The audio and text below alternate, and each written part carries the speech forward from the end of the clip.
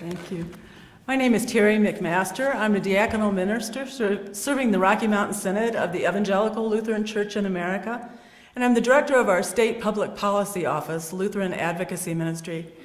What inspired me when I first began to hear about We Believe Colorado was that I identified a missing link related to the ministry that we do.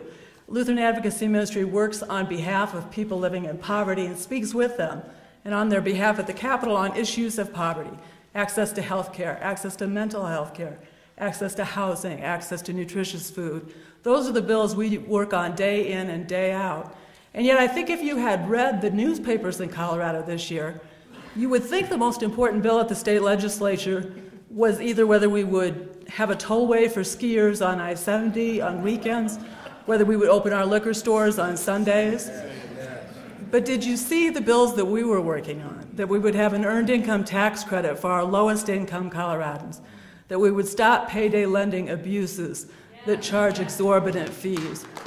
Those are the bills we worked on, and school lunch and affordable housing, and those same kinds of bills we work on year in, year out.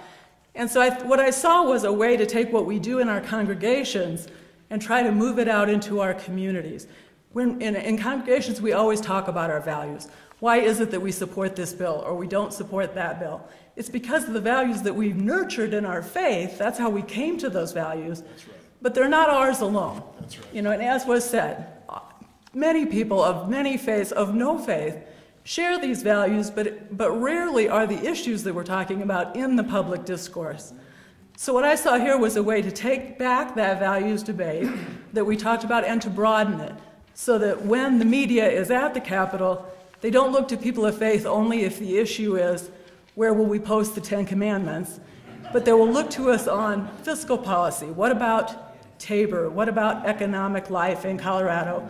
What about all the different issues that you see listed in our founding statement? So I'm very excited at the organized strategy that we have in this movement, so that we will have, you'll see on your program, a beginning list of media spokespeople who will be available on a broad range of issues to talk about any bill. How would this bill impact a person living in poverty?